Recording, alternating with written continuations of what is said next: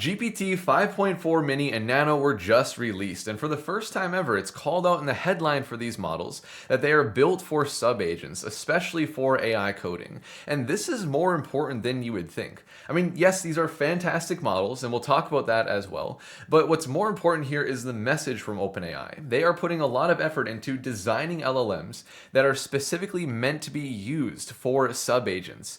And subagents are just a big deal right now in general. There's a lot happening with them in the industry. Claude Code is building a lot around subagents. We also have Google that just released Gemini 3.1 Flash Lite, built for intelligence at scale. Recently, there's been more focus on building the smaller models than the larger, most powerful ones, and that says something. That's why I'm saying we're going into the sub-agent era. And so I want to talk about what that means for you and just share with you how I'm using sub-agents right now, because I'm using them for literally everything, all of my research, all of my AI coding workflows. Now, for the longest time, Claude Haiku 4.5 has been my model of choice whenever I want something extremely cheap and fast for my sub-agent usage. So I'm using sub-agents all the time for web research and code-based analysis. We'll talk about that in a little bit as well. But for a very cheap model, it's still not that fast. 53 tokens per second is pretty good, but we're still paying $1 for every 1 million input tokens and $5 for every 1 million output tokens. So it's still not extremely cheap. And so now we have GPT 5.4 Nano and Mini. Even Nano is more powerful than Claude Haiku 4.5, and it is a fifth of the price. And look at the throughput here, 188 tokens per second, according to the 5.4 Nano listing on OpenRouter. And even 5.4 Mini is cheaper than Claude Haiku, also very, very fast. This is way more powerful than Claude Haiku 4.5. And so I'm literally thinking I might want to switch to Codex from Claude Code because of how much I love using subagents. Now, I know benchmarks aren't everything, but let me quickly show you why I'm saying these models are a lot better than Haiku 4.5.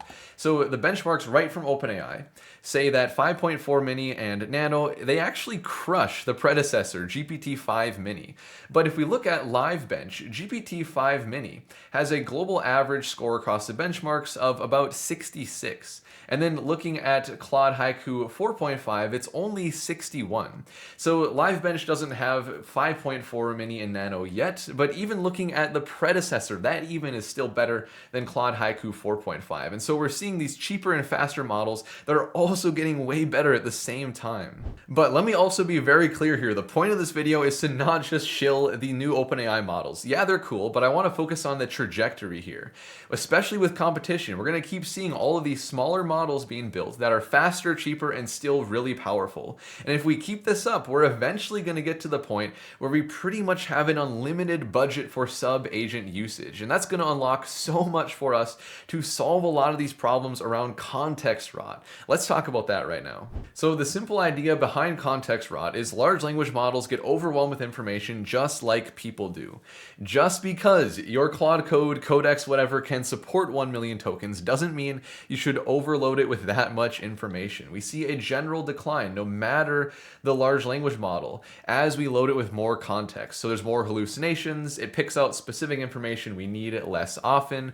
This is a real problem. There's a lot of solutions to context rot. I actually covered it in my last video that I'll link to right here with the Whisk framework, and one of the most important things that I covered there is isolation with subagents. If we want to keep our main context clean so that our main agent can be very focused, especially during AI coding sessions, one of the most important strategies is to delegate a bunch of code-based analysis or web research to subagents. These are the two uses of subagents that I'm relying on every single day, pretty much every single AI coding workflow, because we can have it do tens or even hundreds of thousands of tokens of research and then just provide the context that we really need to our main agent. So we can extend our coding agent with all these arms of subagents doing different context gathering, but then still keeping our main agent very focused. And this is becoming more and more plausible to do an insane amount of code-based analysis and web research because these LLMs that we can use to power our subagents are getting cheaper and better and faster. Now, the reason we care so much about using these faster and cheaper models for subagents is because the work that we're delegating to to the subagents are the kind of thing that are super token heavy, but also don't require as much reasoning power. So it's overkill to use something like GPT 5.4 High or Claude Opus 4.6. If we use those larger models for subagents, where we're doing hundreds of thousands of tokens of code-based research and web research, you're gonna hit your rate limit for your coding agent very, very quickly. But if you're using these faster models that are so dirt cheap comparatively, your subagent usage is only going to make up a couple of % of your total rate limit for the week. And so we need this efficiency, because with these cheaper and faster models, the scale is incredible for what we can do with subagents, and it's only getting better and better. That's why the industry is leaning so much into subagents right now, and all these tools are building a ton of support around them. Claude Code was the first coding agent to introduce subagents, but even they have had a lot of recent changes, adding support for building custom hooks per subagent. Their documentation just grows every single day with what they're building into subagents. We got them in Codex, obviously, as well. This is where we can use GPT 5.4 Mini. And then it's experimental in the Gemini CLI. It was added to GitHub Copilot recently for research, code analysis, code review. A lot of these coding agents have subagents built directly in, so you don't even have to create custom ones anymore either for most things. We have it in Cursor. Of course, we have it in OpenCode as well. The point is, every single coding agent and large language model provider is focusing so much on subagents right now. Okay, so with that, I want to give you one big word of warning for using subagents. Then we'll get into exactly how I use them every single day so you can walk away with some immediate wins. So there's a video I put out on my channel recently covering this diagram. I'll link to that video right here. This is just my entire AI coding workflow that I'm using every single day. And obviously subagents for context isolation and research is a big part of that. So like I said earlier, code-based analysis and validation and web research, but only those things. My word of warning is do not try to use subagents for implementation. It doesn't work. I only use it for research because we are spending tens or hundreds of thousands of tokens analyzing things and only returning a small summary to our main agent. That works well for research when we're just trying to synthesize a bunch of information.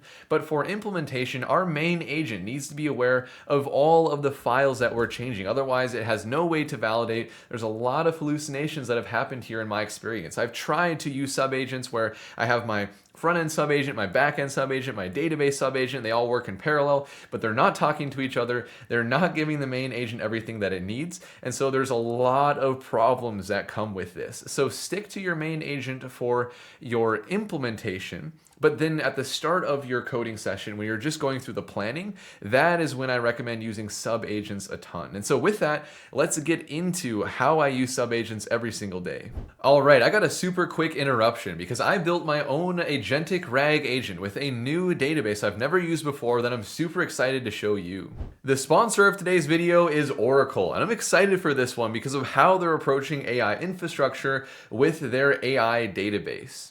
So if you've ever built any RAG system or AI agent before, you know that your architecture looks something like this. You have the main database for your app, and then usually you'll have a separate vector database, maybe even a separate graph database. You have your embedding API and the pipeline to sync everything together. That's how it's always been done, but it's not easy to manage all of that. And with Oracle's AI database, everything is unified. So you have the embeddings built right into the database, and you can do your semantic, keyword, and even knowledge graph search all in one place. I've never seen something like this before. I even have my own Agentic RAG system that I created on top of the Oracle AI database that I have packaged up into this Jupyter notebook that I'll link to in the description.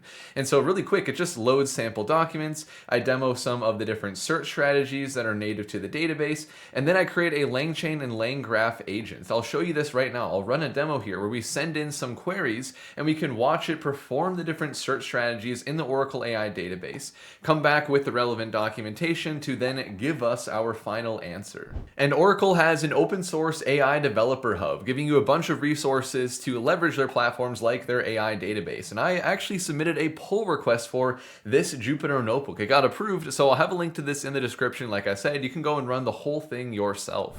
All right, so I'm here now in my Claude Code, and I'll obviously show Codex as well because that's where we can use the new 5.4 models.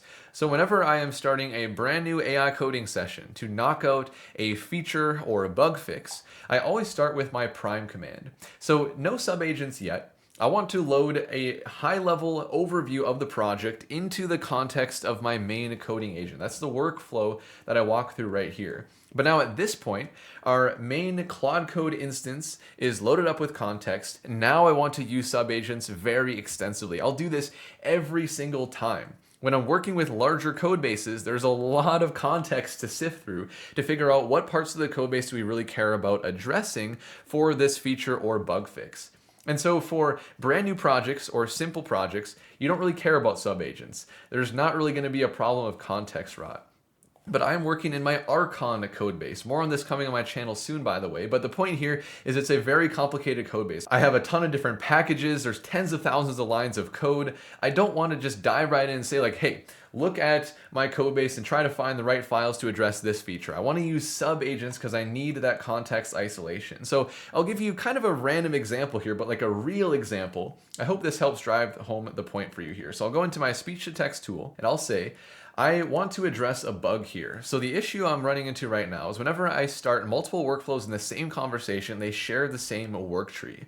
So I want you to help me plan this fix by spinning up 3 exploratory subagents. One to search the web for best practices for handling work trees with these AI coding workflow execution tools. Another one to research the web adapter and see how the bug applies there. And then another subagent to research the backend and see how we are managing work trees with conversations.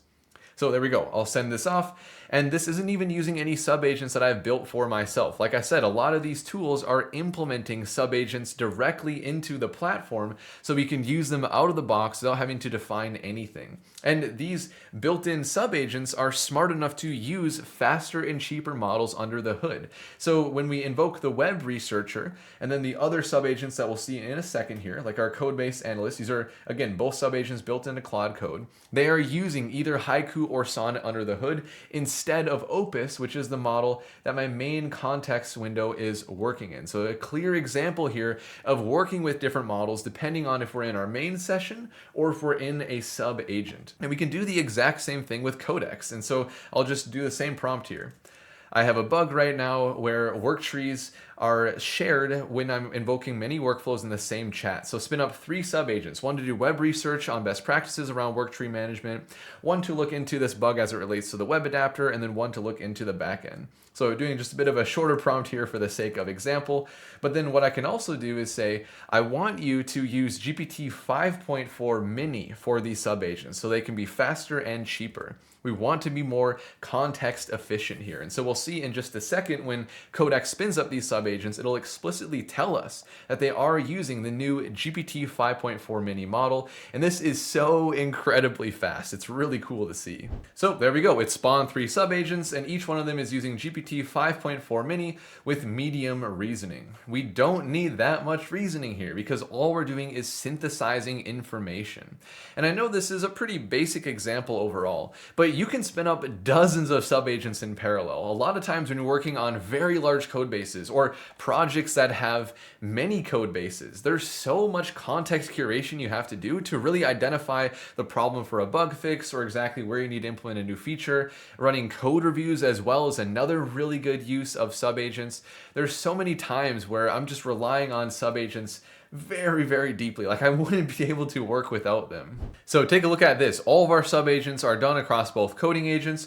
For Claude Code, we used 80,000, 96,000, and 40,000 tokens across the 3 subagents. And then for Codex, it's even crazier. We use 70,000 for our research into the front end, and then we use almost 2 million tokens for our web research and almost 1.5 million for our backend research. This would be completely unreasonable if we were using larger models, but thanks to these super cheap models that are still pretty powerful. We can extend the arms of our coding agent this much to help work with larger code bases. And by the way, for Claude Code, we can specify the model. Like we can tell it to use Haiku for the subagent or use Sonnet for the subagent, just like we did here in Codex. So a lot of flexibility, a lot of control here. I'm using subagents for everything. That's where the industry is heading, going into the subagent era. So my encouragement to you is to just try using subagents for literally everything, not just the planning process. Another random example that's super useful is sometimes when I'm working on a feature, I'll find an unrelated bug. And so I'll just spin up a subagent to research that bug and create a GitHub issue. So it's sort of like a sidecar, so I'm not polluting my primary work. There are a million uses for subagents, and it's just going to get cheaper and faster and better over time. And so if you appreciated this video and you're looking forward to more things on AI coding and using subagents, I would really appreciate a like and a subscribe. And with that, I will see you in the next video.